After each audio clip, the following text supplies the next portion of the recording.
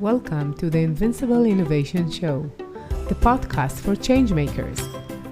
Each week, I talk to the most fascinating entrepreneurs and innovation leaders about innovation, strategy, and design. Welcome, everybody. We're in the Invincible Innovation Live Show, and it's a show about people, innovation, and tech. I'm Mazor, Kario, innovation and value creation expert, and I'll be your host. And today with me Erik Van Ommeren, innovation expert who was a senior director and analyst at Gartner. Hi, Erik. Hey there. Thank you for having me. Yeah, we talked in the past, and I'm sure it's going to be so interesting. So I'm happy that you are here. So let's start. Tell about yourself. How did you become this innovation expert? What's your point of view of innovation from your experience?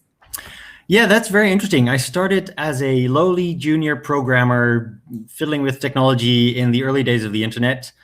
And then I was always on the innovative side of technology, and every wave of new technology came along, and I always analyzed it, wrote about it, and examined how that change in technology was adopted into organizations and then into society. So over the years, I've seen every time you drop something new into an organization, they respond in a certain way. And so over time, I started to see the patterns, what works, what doesn't work. And that sort of formed this holistic framework of innovation. How do organizations innovate? And it's no longer about technology, but it's about ideas and change and positive change. And in the right. Meanwhile, you've seen that the word innovation has gone through a bit of a hype itself. So right. 20 years ago, innovation, we talked about agility and we talked about business value. We didn't talk about innovation per se. And now we talk about innovation, and having innovation in your job title is the best thing ever. Nobody cares what you do. As long as innovation is in your job title, it's good. Mm-hmm. And I think that's where we are now. It's that we're examining innovation as a profession by itself. And that means we're making great strides in examining how does it work? What are the barriers? How can we do things better? But also, when doesn't it make sense to do certain things? Yeah, I think that what you're saying about starting from the technology, you see that most tech companies started from a technology, and today most startups that I work with, they don't have only the CTO. They have someone from business, they have someone from marketing, from UX, so forth. So the trend of not taking technology as the focal point or the start point is the same. And I think it means that we are becoming more human in a sense, because we know that the soft skills are even more important sometimes than what we think. And it's not only technology or the numbers that we're thinking. Yeah, and technology has always been an extension of man. So we use technology to extend who we are and what we do. It's just that we now recognize that technology has a dynamic of its own that influences our behavior and our thoughts and our society. So all the discussions about privacy and security and what does Facebook do and how does it influence politics and what does it mean when there's a global crisis? What is the role of technology in that? Those are really big questions, because we've now created this world where technology and the trends and innovations in technology influence daily lives. So right. Suddenly it's a much more intricate system where one feeds into the other, and hopefully it feeds back as well. Yeah, you're right. I think that we understand that it's more complex in a sense, because in the past, people had maybe computers in their work, or maybe they could meet it somewhere in their daily lives. But today it's it's part of our daily life. It's what we're doing most of our free time and at work. So it's always connected to us. And what has passed, in the past, people say, okay, when we need something, we will use a computer for it. But now it's all connected. Even things like HR, which are very, very related to soft skills, are being done with AI and with technology. So it's two parts working together and not one part and we're after it. And you see, but it's also, I believe that we thought that the majority of the transformation is behind us. And I believe the majority of the transformation is ahead of us. So when you take HR as a domain, in the past, we've taken technology and supported HR as it was. And now we're starting to think, what does it mean to focus on humans and human skills and human behaviors when we fully utilize technology. So if we can constantly train people, and we can constantly track happiness, and we can constantly facilitate communication, and if we can constantly update skills and have insight into skills and performance, how would we rethink what it means to do HR? And especially in this current crisis where people suddenly discovered, hey, I can work from anywhere, and I can communicate in different ways, and I can be creative in different ways. That's when it starts. It's not when it's done. That's when it starts, because suddenly you can say, all right, what does it mean to be an organization or an entity or a unit or a team? The hard questions of an organization is really, how do we organize to deliver great value? And suddenly we're seeing that when we really examine humans in the context of technology, we can do a lot more, and we can be much more flexible or much more creative with big impact on pretty much everything. So I want to say that we have a few people like watching. One of them is Geeker, and he's saying, hey, Geeker, if you have any questions, you're very welcome to ask, and we'll be very happy to think about what you're thinking. So what you say is like, we're in the middle of this very big crisis. If you're seeing this afterwards, we're in the middle of the COVID crisis. And as an analyst who worked at Gartner, this very big analyst company, so how would you predict this will be affecting innovation, and then how will that affect differently than other crises we've seen in the past? Yeah, it's interesting to analyze when you're still in the middle of it. So as the crisis is happening, I found it very interesting to see that everybody's projecting into this crisis what they already believe. So the optimists believe that this is going to be the change moment when everything will get better. The pessimists say this is the time when the governments are going to have massive ownership of technology and everything is going to go bad. The people who are environmentalists, they believe that we will stop flying and driving cars and now we're going to save the world. So everybody is projecting into this time of turmoil everything they hope or fear. So everything I say, I'm suspicious of that it's simply a projection of my inner state rather than the analysis of the real world. Sure. What we see, of course, in the short term is this newfound, we can work from anywhere. And that is profound in the sense that we knew it was there, people knew it was there, and suddenly we were forced to use it. So that's interesting in two ways. One is we will discover how it means to work in an organization like that. But the second is we've discovered that the promised value of certain technologies can really be realized when we force or seduce large groups of people to do it. So there's probably other technologies out there related to security or related to finance or related to AI that would give us much bigger value if more people really started using it. So that may be a big change that we see after this crisis, that if there's potential in technology, as a society, we will jump on it more eagerly. And that can be anything. It can be from collision detection systems in cars, or it can be things that make our lives easier or safer, or things in healthcare. We're not sure what the exact technologies are, but I think as a society, we will point to this example and say, it was there, we knew it was there, and suddenly we started using it, and it turned out to be pretty great.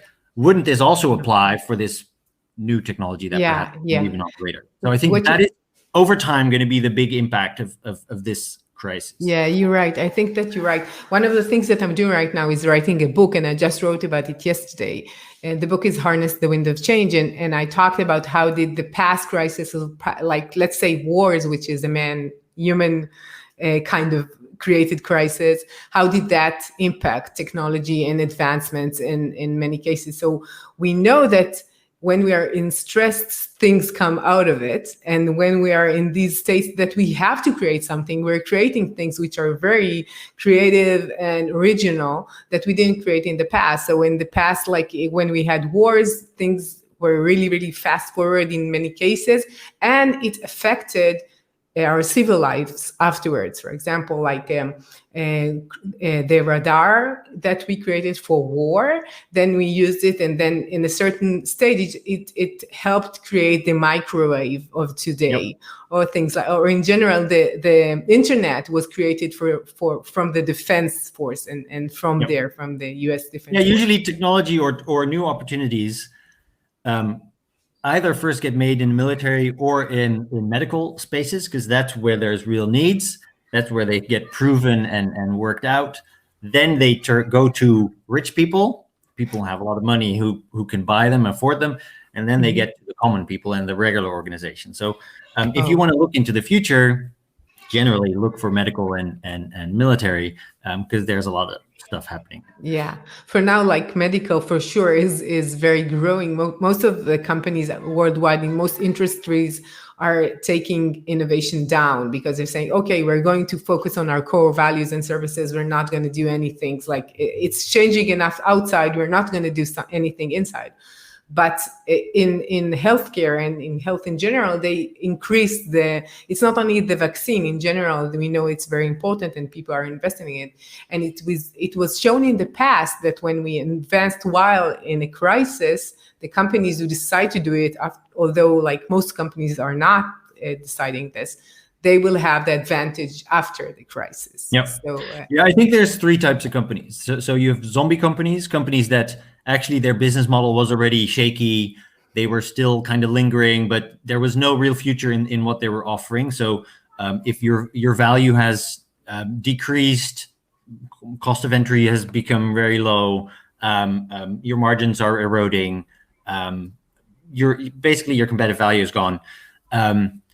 Those zombie companies in this crisis, they get hit, they die, nobody cares because nobody will miss them basically.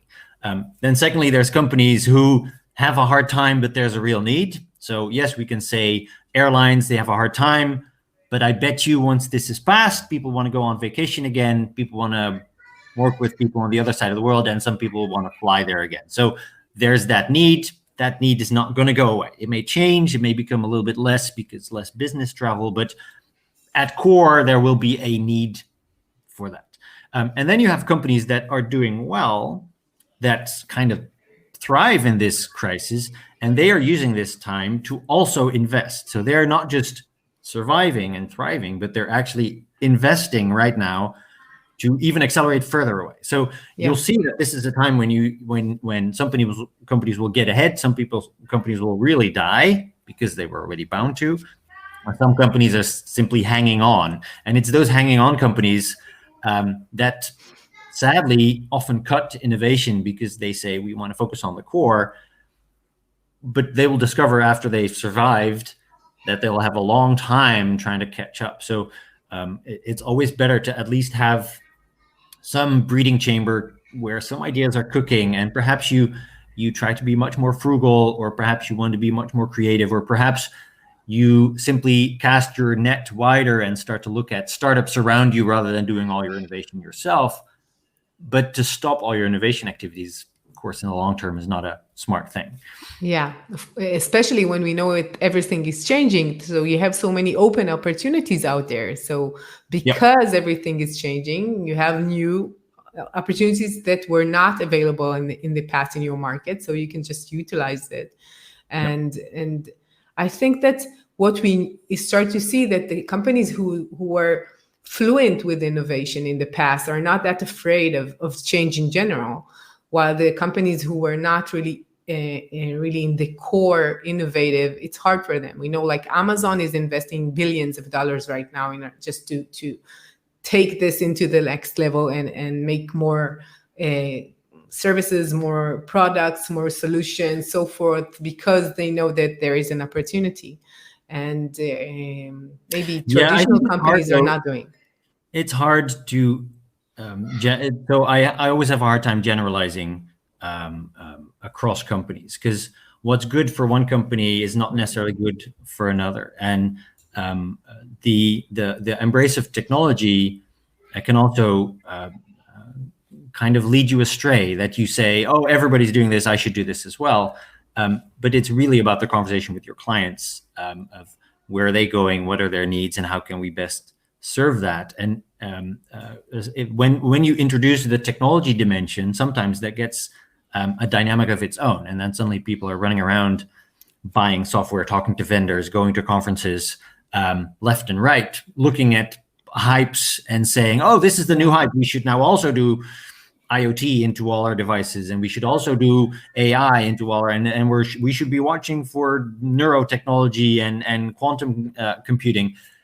Yes, you should, but please don't lose your customer out of Yeah. sight. And that's, Yeah, I think that it all starts from the customers, but once you are already connected to them and maybe focused on them, you know that their needs are changing. So you go and get them involved in what you're creating. You're not going from the technology, as we said in the past, and then say, how can we build something for them?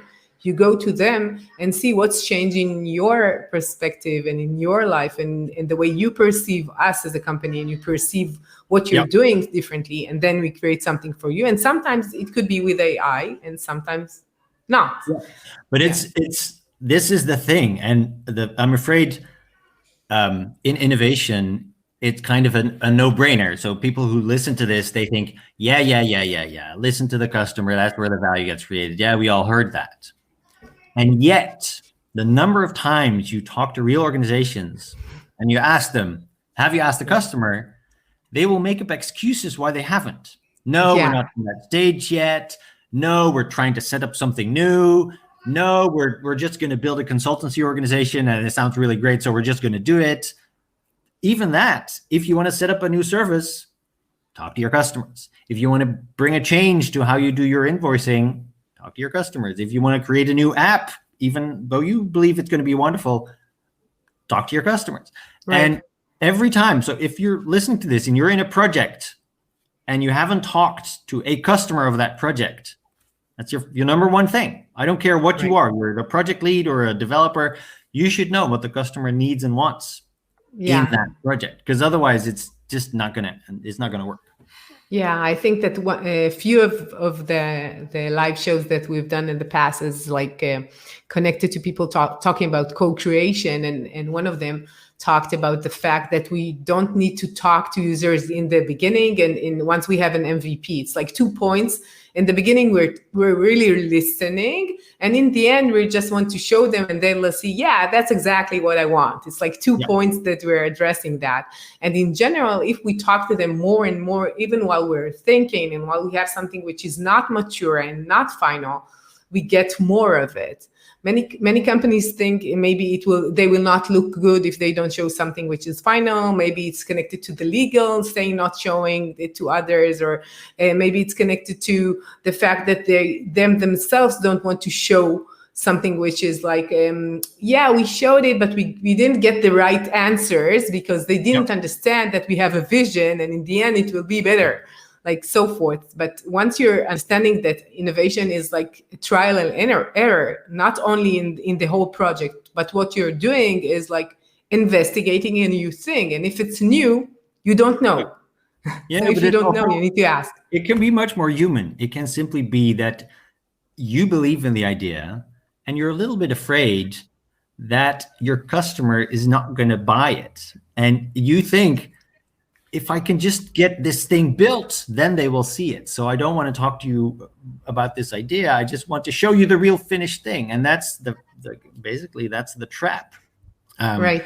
Because if you're a little bit afraid of it, that should be your first thing. So find your fears and validate them. So are you afraid it's not going to work? All right, test that. Are you afraid nobody's going to like it? All right, test that. Are you afraid none of your current customers are even interested in this? Oh, well, go talk to them. Yeah, it's better to know it in advance, of course, as fast as possible. But what you're talking about is fear. And I think that fear is something so prominent these days when everything is changing and people are reacting with fear. So what do you think is the biggest challenges leaders have today in this very big crisis? Yeah, so today it's, when you look at an organization, you say, in great organizations, people are agile and they respond to change. And they are creative in problem solving or in wowing the customer. And for that, we have delegated leadership, and we want to have a lot of bottom-up initiatives. And we want to give people freedom with clear boundaries. This is kind of the philosophy of management in the modern age. Right. And then in times of crisis, all of that breaks because everybody becomes afraid of their job. So people want to have certainty. What should I do, and how do I make sure I don't get fired? And managers suddenly get worried because, well, their numbers need to be reduced. And so they need to more reporting, and that means more certainty. So suddenly all this dynamism and all this agility is kind of unwanted. So we don't want agile stuff. We want clear and predictable and no risk and everybody do what they're told. And that kills creativity and it kills happiness, and it kind of kills all your messaging as well. So if for the past 5 years you've said, we want you to be entrepreneurial and we want you to be open and we want you to be collaborative, and now comes crisis and we pull in the reins and we say, no, you can't do that, and no, please only do this, and please spend only time on your core thing, and then it's like all the messages from the past 5 years are suddenly fake. It's like, all right. So and this is then when, as an organization, you should have the emotional maturity to have open conversations about that, to say, look, this is what we're in, this is what we're facing, this is why we're doing it, and that has an effect, but it's temporary, and this is what's still here, and this is what's not here. And that, I think that is the biggest challenge, because we have leaders, organizations have a hard time choosing situational leaders. So once you're the boss of something, you're the boss. And if suddenly there's a crisis, it's not as if we swap out bosses immediately. Usually we wait too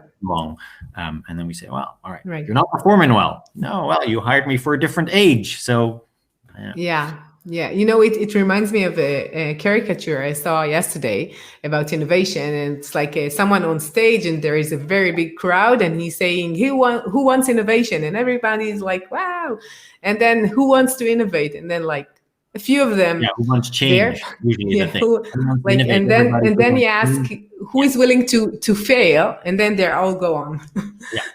So it's the same thing. Like it's a complex thing. And I think the thing there is, in innovation, we can talk about the word innovation a long time, but innovation is empty. It doesn't tell me what you're doing. And I often say, it's like asking your 17-year-old son, what do you want to be when you grow up? And he says, well, I want to be rich, happy, and healthy. And you have no idea, because it doesn't help you select what you're going to study or what kind of job. Rich, happy, and healthy, everybody wants that. So innovation, of course, everybody wants that. So you need to put profile on that. And that means, that's why we have conversations today, is what does it mean to be us as an organization? What is the essence? What's our story? And storytelling sounds like a vague term, but it's really that they are the things, the values that people collaborate on. And I think that's where we're headed. So in this time, the stories that we tell should still be the stories that we believe in as an organization, even though we're going through hard times. Yeah. So stories is one of the way that you could, as a business, as a company, try to make better, like take this crisis and handle it. What do you think is the most powerful way to overcome this crisis? What if a leader would come to you, what would you answer? I think it's to be very clear on how decisions are being made. So because people are looking for certainty, and sometimes there is no certainty. In times of crisis, we cannot predict things, but we can predict how we make decisions. So you can say things like, as long as our revenue is this, nobody will get fired. But as soon as our revenue drops below that, that's when we have to fire people. And this is how it's going to go. And this is what we're going to track. And this is how we're going to make that decision. So that you kind of know, all right, we're good for now. And I can perform and I can work in that context really well.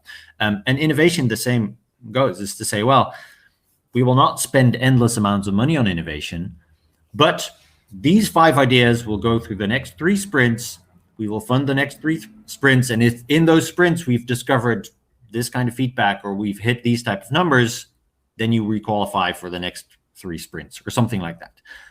Then you're not predicting much, but you're making decisions. You're kind of broadcasting how you're going to make decisions, and usually with that also who is going to make the decision. So it makes it more transparent to the people. Yeah, but it also gives people a role. So are you the owner of the decision, or are you an advisor in that decision, or are you simply being told? And that also gives kind of freedom. If you're simply being told a decision, well, all right, you may like it or not, but at least you know what's there. So it's not on your shoulders to think about it too much. Yeah, I see what you don't like it, you can leave. That's often how it works. Yeah, I see what you're saying. So could you give us like an example? What would be a good use case of the clients you work with and how innovation worked for them, and what are you proud of in this sense?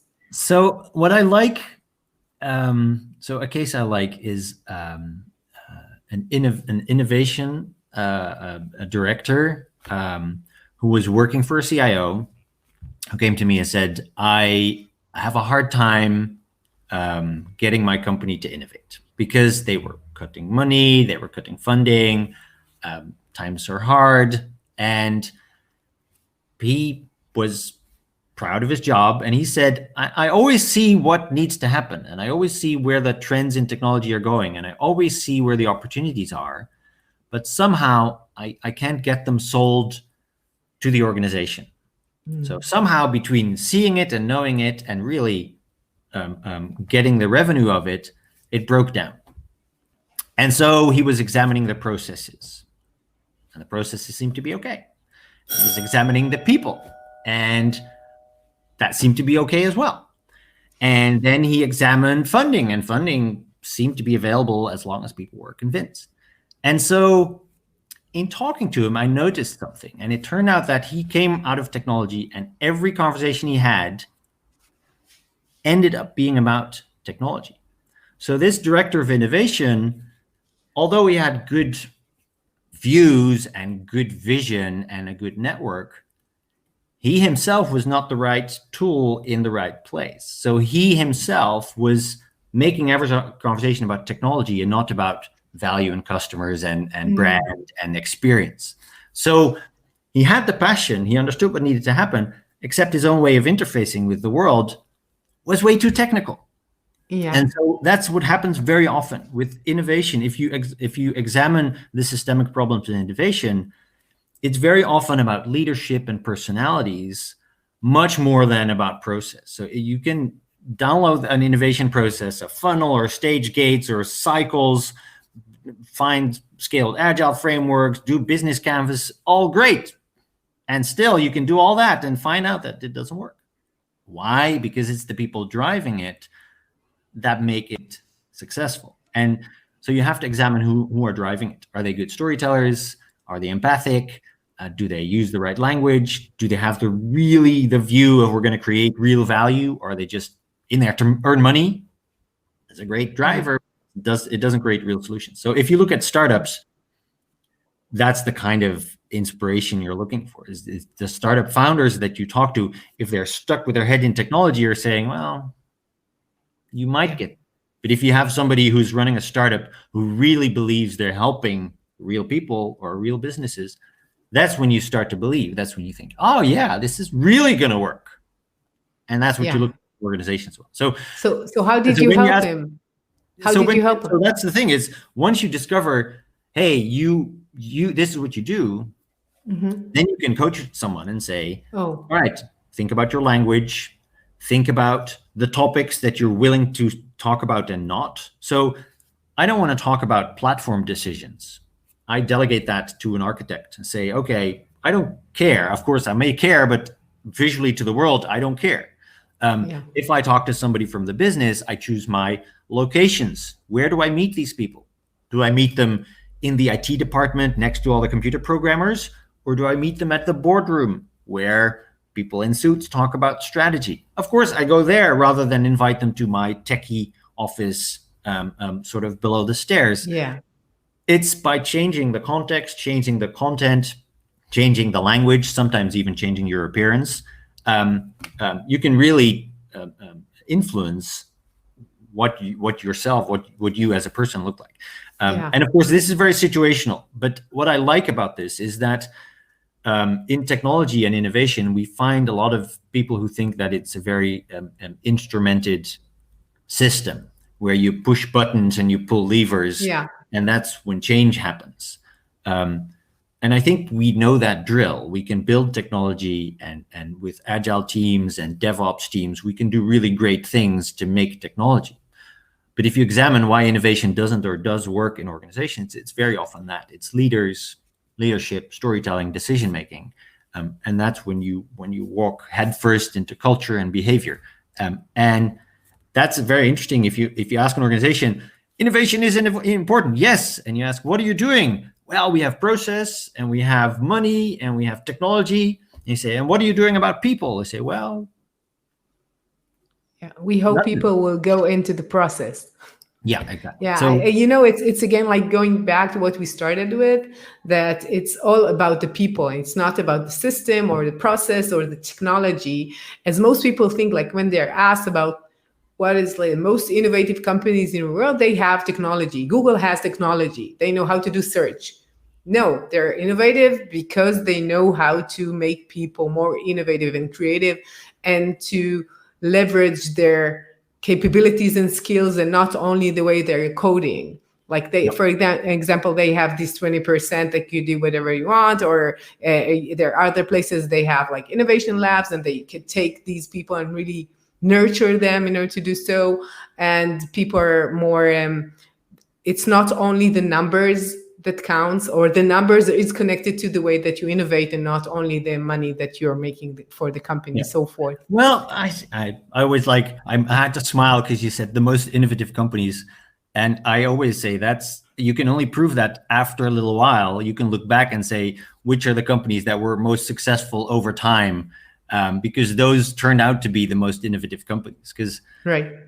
innovation should be visible in results. If there's no results, it's not innovation. So we can fiddle with technology, and we can do a lot of branding and advertising and pump out Google Glasses all we want, but until it really solidifies into some kind of success, it wasn't real innovation. There may be ideas and there may be technology discoveries, but the innovation is actually the delivery value. And that's also what all the activities should be aimed for. So even in today's crisis, we could say innovation is open-ended and it's about brainstorming and blue sky thinking, but it can also be, these are the results we need. Let's go measure and let's go see. So then we do want to blend back in numbers and results to this much more open-ended creative process of innovation. Yeah, I totally agree. But when what I try to say about innovative companies, and it's connected to the branding, and most of them are B2C companies in some of the senses, and then they are more known. These like four big companies, and there are very innovative companies that are not that known, and therefore they are not in the ranks in the same way. But I think that what it means that it's systematic innovation. They're doing more and more, and some of them are working and some of them are not. Some of the processes are successful and some of them are failing, but you learn from it for the next time and the next time. And because they're doing so much of it, they have a percentage which is very successful, and then they create more services and more companies and more products and so forth. So it's like a creation all of the time. And one more thing that is connected, just a minute, is that everybody's innovating. It's not like this is the innovation the department, so forth. Yeah, and I think that if you look at organizational design, first we had an organization that simply made stuff. So all carpenters and builders, they would just make stuff. And then we started to pull out separate entities. Management became different, and then security and governance was different, and then enterprise architects were different, and then finance is different. And so we separate out all these functions, and now we're saying, oh, look, all these functions lead to tension inside organizations. And when you look at technology, we see this all the time, is we have the people who make the technology, and then we have the testers who are outside for some reason, doesn't make a lot of sense. And then we have the security people who are outside for some reason, doesn't make sense either.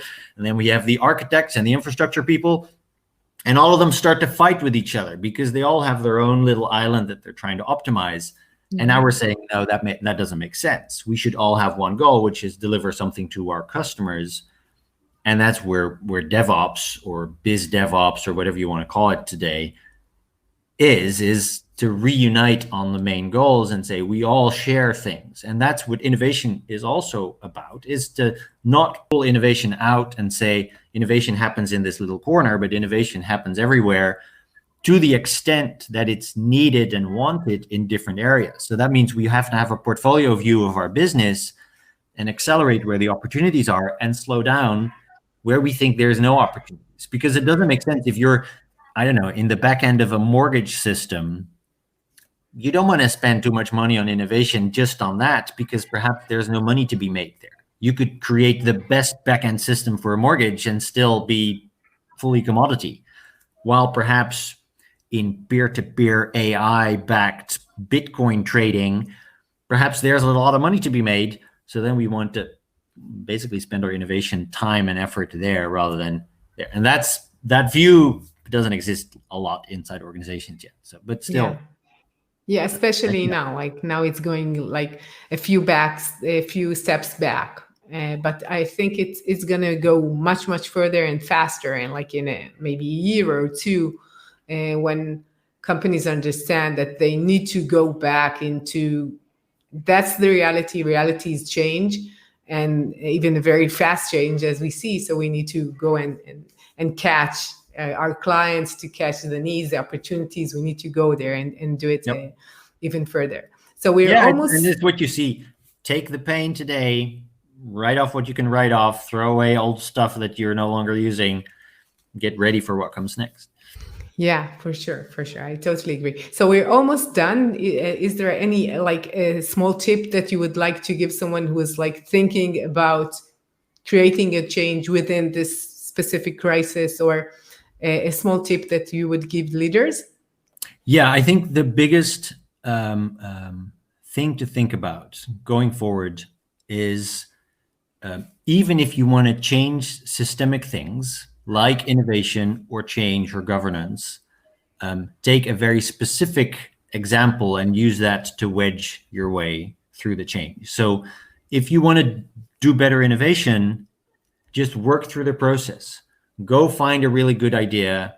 Go find real good interaction with your customers. Go fund the first sprint or discovery of that. Go make the first MVP, all the while examining how your system responds to it. How does the organization respond to a great idea? How does the organization respond to requests for funding?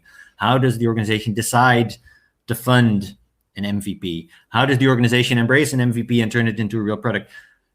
Examine that, use it as a tool for change. So don't build systems for systems, don't build platforms for platforms, go for the real thing. And then you'll discover that brings change a lot faster than doing systemic changes. So, and that goes for pretty much every level. Yeah, I totally agree. And what I'm building right now with this program, exactly as you said, like, and the Invincible Innovation Program is exactly that. Take what you have right now, talk to your clients, understand where they stand, understand your market, and create something out of it and try to sell it to the C-level from pitching and so forth. So I wanted to thank you very much. Oh, one last thing before I go. Like, if somebody wants to connect with you, where is the best place to do that? Obvious answer, find me on LinkedIn, Erik Van Ommeren, easy to find.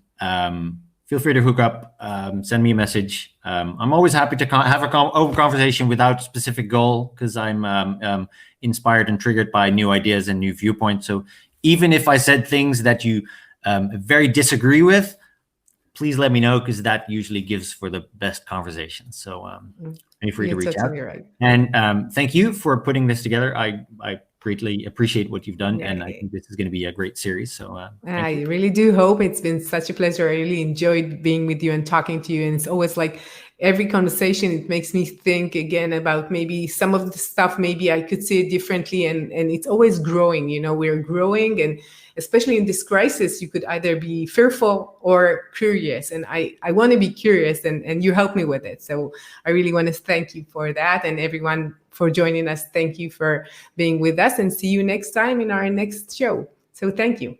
Bye-bye. Yeah.